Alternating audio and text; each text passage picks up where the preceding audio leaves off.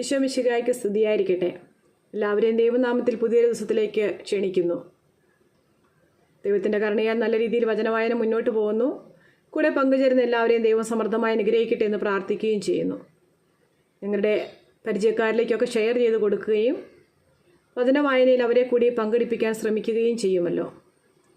ഇന്നത്തെ ഭാഗം നമുക്ക് വായിച്ചാലോ? ഇന്ന് നമ്മൾ വായിക്കാൻ പോകുന്നത് വിശുദ്ധ യോഹന്നാൻ അറിയിച്ച സുവിശേഷം അധ്യായം 8. പിടിക്കപ്പെട്ട വ്യഭിചാരിണി. യേശു ഒലിവുമലയിലേക്ക് പോയി. അതിരാവിലെ അവൻ വീണ്ടും ദേവാലയത്തിലേക്ക് വന്നു. ജനങ്ങളെല്ലാം അവൻ്റെ അടുത്തെത്തി അവനിരുന്നവരെ പഠിപ്പിച്ചു. വ്യഭിചാരത്തിൽ പിടിക്കപ്പെട്ട ഒരു സ്ത്രീയെ നിയമജ്ഞരും ഫരിസേയരും കൂടെ അവൻ്റെ അടുക്കൽ കൊണ്ടുവന്ന് നടുവിൽ നിർത്തി. അവർ അവനോട് പറഞ്ഞു, ഗുരു, ഈ സ്ത്രീ വ്യഭിചാരത്തിൽ പിടിക്കപ്പെട്ടവളാണ്. ഇങ്ങനെയുള്ളവരെ കല്ലെറിയണമെന്നാണ് മോശ നിയമത്തിൽ കൽപ്പിച്ചിരിക്കുന്നത്. നീ എന്തു പറയുന്നു? ഇത് അവനിൽ കുറ്റമാരോപിക്കാൻ വേണ്ടി അവനെ പരീക്ഷിച്ചുകൊണ്ട് ചോദിച്ചതാണ്. യേശുവാകട്ടെ കുനിഞ്ഞ വിരൽ കൊണ്ട് നിലത്ത് എഴുതിക്കൊണ്ടിരുന്നു.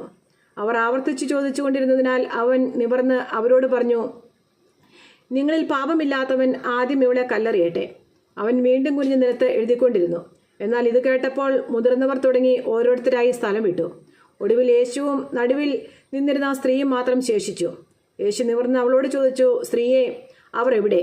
ആരും നിന്നെ വിധിച്ചില്ലേ? അവൾ പറഞ്ഞു, ഇല്ല കർത്താവേ. യേശു പറഞ്ഞു, ഞാനും നിന്നെ വിധിക്കുന്നില്ല. പോയിക്കൊള്ളുക, ഇനിമേൽ പാപം ചെയ്യരുത്. യേശു ലോകത്തിൻ്റെ പ്രകാശം. യേശു വീണ്ടും അവരോട് പറഞ്ഞു, ഞാൻ ലോകത്തിൻ്റെ പ്രകാശമാണ്. എന്നെ അനുഗമിക്കുന്നവൻ ഒരിക്കലും അന്ധകാരത്തിൽ നടക്കുകയില്ല. അവന് ജീവന്റെ പ്രകാശമുണ്ടായിരിക്കും. അപ്പോൾ ഫരിസേയർ പറഞ്ഞു, നീ തന്നെ നിനക്ക് സാക്ഷ്യം നൽകുന്നു. നിന്റെ സാക്ഷ്യം സത്യമല്ല. യേശു പ്രതിവചിച്ചു, ഞാൻ തന്നെ എനിക്ക് സാക്ഷ്യം നൽകിയാലും എൻ്റെ സാക്ഷ്യം സത്യമാണ്. കാരണം ഞാൻ എവിടെ നിന്ന് വരുന്നെന്നും എവിടേക്ക് പോകുന്നുവെന്നും എനിക്കറിയാം. എന്നാൽ ഞാൻ എവിടെ നിന്ന് വരുന്നുവെന്നോ എവിടേക്ക് പോകുന്നുവെന്നോ നിങ്ങൾ അറിയുന്നില്ല. നിങ്ങളുടെ വിധി മാനുഷികമാണ്. ഞാൻ ആരെയും വിധിക്കുന്നില്ല. ഞാൻ വിധിക്കുന്നെങ്കിൽ തന്നെ എൻ്റെ വിധി സത്യമാണ്. കാരണം ഞാൻ തനിച്ചല്ല, എന്നെ അയച്ച പിതാവും എന്നോട് കൂടെയുണ്ട്. രണ്ടുപേരുടെ സാക്ഷ്യം സത്യമാണെന്ന് നിങ്ങളുടെ നിയമത്തിൽ തന്നെ എഴുതിയിട്ടുണ്ടല്ലോ. എന്നെക്കുറിച്ച് ഞാൻ തന്നെ സാക്ഷ്യം നൽകുന്നു. എന്നെ അയച്ച പിതാവും എന്നെക്കുറിച്ച് സാക്ഷ്യം നൽകുന്നു. അപ്പോൾ അവർ ചോദിച്ചു, നിന്റെ പിതാവ് എവിടെയാണ്? യേശു പറഞ്ഞു, നിങ്ങൾ എന്നെ ആകട്ടെ എൻ്റെ പിതാവിനെ ആകട്ടെ അറിയുന്നില്ല. എന്നെ അറിഞ്ഞിരുന്നുവെങ്കിൽ എൻ്റെ പിതാവിനെയും അറിയുമായിരുന്നു. ദേവാലയത്തിൽ ഭണ്ഡാരസ്ഥലത്ത് പഠിപ്പിച്ചുകൊണ്ടിരുന്നപ്പോഴാണ് അവൻ ഇതെല്ലാം പറഞ്ഞത്. എന്നാൽ ആരും അവനെ പിടിച്ചില്ല. കാരണം അവൻ്റെ സമയം ഇനിയും വന്നു ചേർന്നിട്ടില്ലായിരുന്നു. യഹൂദർക്ക് മുന്നറിയിപ്പ്. യേശു വീണ്ടും അവരോട് പറഞ്ഞു, ഞാൻ പോകുന്നു, നിങ്ങൾ എന്നെ അന്വേഷിക്കും. എന്നാൽ നിങ്ങളുടെ പാപത്തിൽ നിങ്ങൾ മരിക്കും. ഞാൻ പോകുന്നിടത്തേക്ക് വരാൻ നിങ്ങൾക്ക് കഴിയുകയില്ല. അപ്പോൾ യഹൂദർ പറഞ്ഞു, ഞാൻ പോകുന്നിടത്തേക്ക് വരാൻ നിങ്ങൾക്ക് കഴിയുകയില്ല എന്ന് അവൻ പറയുന്നുവല്ലോ. അവൻ ആത്മഹത്യ ചെയ്തേക്കുമോ? അവൻ പറഞ്ഞു, നിങ്ങൾ താഴ്ന്നുള്ളവരാണ്, ഞാൻ മുകളിൽ നിന്നുള്ളവനും. നിങ്ങൾ ഈ ലോകത്തിൻ്റേതാണ്, ഞാൻ ഈ ലോകത്തിൻ്റേതല്ല. നിങ്ങൾ നിങ്ങളുടെ പാപങ്ങളിൽ മരിക്കുമെന്ന് ഞാൻ നിങ്ങളോട് പറഞ്ഞു. എന്തെന്നാൽ ഞാൻ തന്നെ എന്ന് വിശ്വസിക്കുന്നില്ലെങ്കിൽ നിങ്ങൾ നിങ്ങളുടെ പാപങ്ങളിൽ മരിക്കും. അപ്പോൾ അവർ ചോദിച്ചു, നീ ആരാണ്? യേശു പറഞ്ഞു, ആരംഭം മുതലേ ഞാൻ നിങ്ങളോട് പറഞ്ഞിരുന്നത് തന്നെ. എനിക്ക് നിങ്ങളെക്കുറിച്ച് പലതും പറയാനും വിധിക്കാനുമുണ്ട്. എന്നെ അയച്ചവൻ സത്യവാനാണ്. അവിടുത്തെ അധരങ്ങളിൽ നിന്ന് കേട്ടത് ഞാൻ ലോകത്തോട് പറയുന്നു. പിതാവിനെക്കുറിച്ചാണ് അവൻ തങ്ങളോട് സംസാരിച്ചതെന്ന് അവർ മനസ്സിലാക്കിയില്ല. അതുകൊണ്ട് യേശു പറഞ്ഞു, നിങ്ങൾ മനുഷ്യപുത്രനെ ഉയർത്തിക്കഴിയുമ്പോൾ ഞാൻ തന്നെയെന്നും ഞാൻ സ്വമേധയാ ഒന്നും പ്രവർത്തിക്കുന്നില്ല. പ്രത്യുത എൻ്റെ പിതാവ് എന്നെ പഠിപ്പിച്ചതുപോലെ ഇക്കാര്യങ്ങൾ സംസാരിക്കുന്നുവെന്നും നിങ്ങൾ മനസ്സിലാക്കും. എന്നെ അയച്ചവൻ എന്നോട് കൂടെയുണ്ട്. അവിടുന്ന് എന്നെ തനിയെ വിട്ടിരിക്കുകയല്ല. കാരണം ഞാൻ എപ്പോഴും അവിടത്തേക്ക് ഇഷ്ടമുള്ളത് പ്രവർത്തിക്കുന്നു. ഇത് പറഞ്ഞപ്പോൾ വളരെ പേർ അവനിൽ വിശ്വസിച്ചു. സത്യം നിങ്ങളെ സ്വതന്ത്രരാക്കും. തന്നിൽ വിശ്വസിച്ച യഹൂദരോട് യേശു പറഞ്ഞു, എൻ്റെ വചനത്തിൽ നിലനിൽക്കുമെങ്കിൽ നിങ്ങൾ യഥാർത്ഥത്തിൽ എൻ്റെ ശിഷ്യന്മാരാണ്. നിങ്ങൾ സത്യം അറിയുകയും സത്യം നിങ്ങളെ സ്വതന്ത്രരാക്കുകയും ചെയ്യും.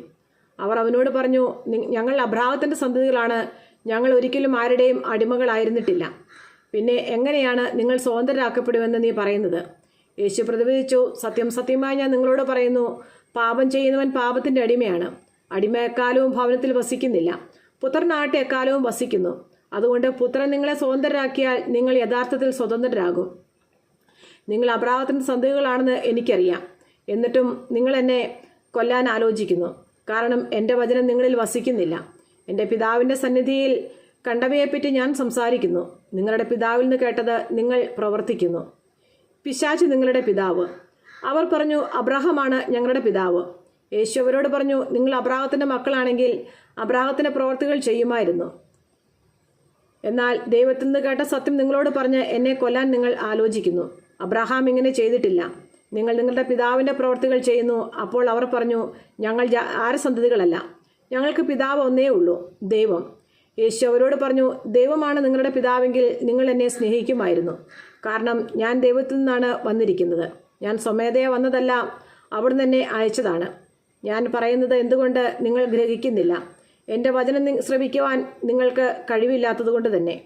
നിങ്ങൾ നിങ്ങളുടെ പിതാവായ പിശാചിൽ നിന്ന് ഉള്ളവരാണ്. നിങ്ങളുടെ പിതാവിൻ്റെ ഇഷ്ടമനുസരിച്ച് പ്രവർത്തിക്കാൻ നിങ്ങൾ ആഗ്രഹിക്കുന്നു. അവനാകട്ടെ ആദ്യം മുതൽ കൊലപാതകിയാണ്. അവൻ ഒരിക്കലും സത്യത്തിൽ നിലനിന്നിട്ടില്ല, എന്തെന്നാൽ അവന് സത്യമില്ല. കള്ളം പറയുമ്പോൾ സ്വന്തം സ്വഭാവം അനുസരിച്ച് തന്നെയാണ് അവൻ സംസാരിക്കുന്നത്. കാരണം അവൻ നുണയനും നുണയുടെ പിതാവുമാണ്. ഞാൻ സത്യം പറയുന്നത് കൊണ്ട് നിങ്ങൾ എന്നെ വിശ്വസിക്കുന്നില്ല. നിങ്ങളിൽ ആർക്ക് എന്നിൽ പാപം തെളിയിക്കാൻ കഴിയും? ഞാൻ സത്യമാണ് പറയുന്നതെങ്കിൽ എന്തുകൊണ്ട് നിങ്ങൾ എന്നെ വിശ്വസിക്കുന്നില്ല? ദൈവത്തിൽ നിന്നുള്ളവൻ ദൈവത്തിൻ്റെ വാക്ക് ശ്രവിക്കുന്നു. നിങ്ങൾ ദൈവത്തിൽ നിന്നുള്ളവരല്ല, അതുകൊണ്ട് നിങ്ങൾ അവ ശ്രവിക്കുന്നില്ല. അബ്രാഹത്തിന് മുമ്പ് ഞാനുണ്ട്. യഹൂദർ പറഞ്ഞു, നീ ഒരു സമരിയാക്കാരനാണെന്നും നിന്നിൽ പിശാചുണ്ടെന്നും ഞങ്ങൾ പറയുന്നത് ശരിയല്ലേ? യേശു പറഞ്ഞു, എനിക്ക് പിശാചില്ല. ഞാൻ എൻ്റെ പിതാവിനെ ബഹുമാനിക്കുന്നു, നിങ്ങളാകട്ടെ എന്നെ അപമാനിക്കുന്നു. ഞാൻ എൻ്റെ മഹത്വം അന്വേഷിക്കുന്നില്ല, അത് അന്വേഷിക്കുന്നവനും വിധികർത്താവുമായ ഒരുവനുണ്ട്. സത്യം സത്യമായി ഞാൻ നിങ്ങളോട് പറയുന്നു, ആരെങ്കിലും എൻ്റെ വചനം പാലിച്ചാൽ അവൻ ഒരിക്കലും മരിക്കുകയില്ല. യഹൂദർ പറഞ്ഞു, നിനക്ക് പിശാചുണ്ടെന്ന് ഇപ്പോൾ ഞങ്ങൾക്ക് വ്യക്തമായിരിക്കുന്നു. അബ്രാഹാം മരിച്ചു, പ്രവാചകന്മാരും മരിച്ചു, എന്നിട്ടും എൻ്റെ വചനം പാലിക്കുന്ന ഒരുവനും ഒരിക്കലും മരിക്കുകയില്ല എന്ന് നീ പറയുന്നു. ഞങ്ങളുടെ മരിച്ചുപോയ പിതാവായ അബ്രാഹത്തേക്കാൾ വലിയവനാണോ നീ? പ്രവാചകന്മാരും മരിച്ചുപോയി, ആരെന്നാണ് നീ അവകാശപ്പെടുന്നത്? യേശു പറഞ്ഞു, ഞാൻ എന്നെ തന്നെ മഹത്വപ്പെടുത്തിയാൽ എൻ്റെ മഹത്വത്തിന് വിലയില്ല. എന്നാൽ നിങ്ങളുടെ ദൈവമെന്ന് നിങ്ങൾ വിളിക്കുന്ന എൻ്റെ പിതാവാണ് എന്നെ മഹത്വപ്പെടുത്തുന്നത്. എന്നാൽ നിങ്ങൾ അവിടുത്തെ അറിഞ്ഞിട്ടില്ല, ഞാനും അവിടുത്തെ അറിയുന്നു. ഞാൻ അവിടുത്തെ അറിയുന്നില്ല എന്ന് പറഞ്ഞിരുന്നെങ്കിൽ ഞാനും നിങ്ങളെപ്പോലെ നുണയനാകും. എന്നാൽ ഞാൻ അവിടുത്തെ അറിയുകയും അവിടുത്തെ വചനം പാലിക്കുകയും ചെയ്യുന്നു. എൻ്റെ ദിവസം കാണാമെന്ന പ്രതീക്ഷയിൽ നിങ്ങളുടെ പിതാവായ അബ്രാഹാം ആനന്ദിച്ചു. അവനത് കാണുകയും സന്തോഷിക്കുകയും ചെയ്തു. അപ്പോൾ യഹൂദർ പറഞ്ഞു, നിനക്കിനിയും 50 വയസ്സായിട്ടില്ല, എന്നിട്ട് നീ അബ്രാഹത്തെ കണ്ടുവെന്നോ? യേശു പറഞ്ഞു, സത്യം സത്യമായി ഞാൻ നിങ്ങളോട് പറയുന്നു, അബ്രാഹാം ഉണ്ടാകുന്നതിന് മുമ്പ് ഞാനുണ്ട്. അപ്പോൾ അവർ അവനെ എറിയാൻ കല്ലുകൾ എടുത്തു. എന്നാൽ യേശു അവരിൽ നിന്ന് മറിഞ്ഞ് ദേവാലയത്തിൽ നിന്ന് പുറത്തുപോയി. നമ്മുടെ കർത്താവായ മിശിഹായ്ക്ക് സ്തുതി. സങ്കീർത്തന പുസ്തകത്തിലുള്ള വായന, അധ്യായം 76. ജേതാവായ ദൈവം. ദൈവം യൂദായിൽ പ്രസിദ്ധനാണ്. ഇസ്രായേലിൽ അവിടുത്തെ നാമം മഹനീയവുമാണ്. അവിടുത്തെ നിവാസം സാലെമിലും വാസസ്ഥലം സിയോനിലും സ്ഥാപിച്ചിരിക്കുന്നു. അവിടെ വെച്ച് അവിടുന്ന് മിന്നൽ പോലെ പായുന്ന അസ്ത്രങ്ങളും പരിചയും വാളും എല്ലാ ആയുധങ്ങളും തകർത്തു കളഞ്ഞു. അങ്ങ് മഹത്വപൂർണനാകുന്നു. ശാശ്വത ശൈലങ്ങളെക്കാൾ അങ്ങ് പ്രതാപവാനാണ്. ധീരരുടെ കൊള്ള മുതൽ അവരിൽ നിന്ന് കവർന്നെടുത്തു. അവർ നിദ്രയിലാണ്ടു. യോദ്ധാക്കൾക്ക് കൈ ഉയർത്താൻ കഴിയാതെ പോയി. യാക്കോബിന്റെ ദൈവമേ, അങ്ങ് ശാസിച്ചപ്പോൾ കുതിരയും കുതിരക്കാരനും നടുങ്ങി നിലം പതിച്ചു. അങ്ങ് ഭീതിതനാണ്. അങ്ങയുടെ കോപം ഉജ്ജ്വലിച്ചാൽ പിന്നെ ആർക്ക് അങ്ങയുടെ മുമ്പിൽ നിൽക്കാൻ കഴിയും? ആകാശത്തിൽ നിന്ന് അങ്ങ് വിധി പ്രസ്താവിച്ചു. നീതി സ്ഥാപിക്കാൻ ഭൂമിയിലെ എല്ലാ പീഡിതരെയും രക്ഷിക്കാൻ അവിടുന്ന് എഴുന്നേറ്റപ്പോൾ ഭൂമി ഭയന്ന് സ്തംഭിച്ചു പോയി. മനുഷ്യന്റെ ക്രോധം പോലും അങ്ങേക്ക് സ്തുതിയായി പരിണമിക്കും. അതിൽ നിന്ന് രക്ഷപ്പെടുന്നവർ അങ്ങയുടെ ചുറ്റും ചേർന്ന് നിൽക്കും. നിങ്ങളുടെ ദൈവമായ കർത്താവിന് നേർച്ചകൾ നേരുകയും അവ നിറവേറ്റുകയും ചെയ്യുവിൻ. ചുറ്റുമുള്ളവർ ഭീതിതനായ അവിടത്തേക്ക് കാഴ്ചകൾ കൊണ്ടുവരട്ടെ. അവിടുന്ന് പ്രഭുക്കന്മാരുടെ പ്രാണനെ ഛേദിച്ചു കളയും. ഭൂമിയിലെ രാജാക്കന്മാർക്ക് അവിടുന്ന് ഭയകാരണമാണ്. ദൈവമായ കർത്താവിന് സ്തുതി.